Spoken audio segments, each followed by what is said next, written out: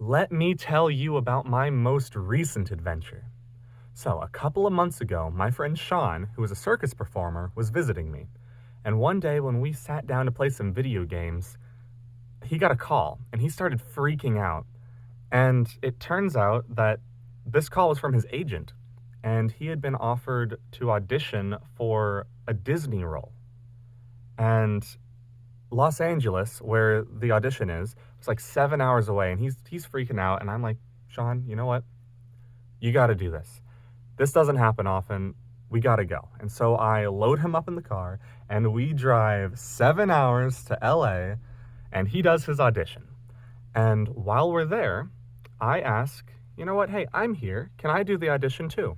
And the studio says yes. And so I audition, and I ended up getting a call back.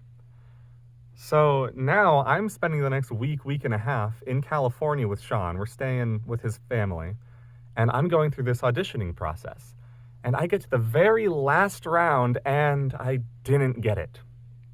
And, it hit me really hard.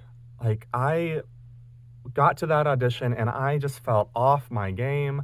I felt like I did everything wrong, and I saw all these things that I could have done better. And it was really devastating because I was blaming myself for it. But after a few days passed, I realized, this trip was really good, and I learned a lot. I learned more about my auditioning process. I learned how to do it better in the future, and I can take that knowledge with me later on. And then from Sean, I learned how to juggle. I learned how to make rope. I learned how to make clay and made a mask from that clay. I learned how to do some of like the balloon twisty stuff. And he reignited my love of yo-yoing, which was awesome. And I was just generally feeling better. I made a few more friends, had a great trip. And probably most importantly, I realized some more things about myself. I learned more about me. I learned that I need to spend more time with friends. I need to learn more skills. And I needed to find more work that was meaningful to me. And that's what led me to you.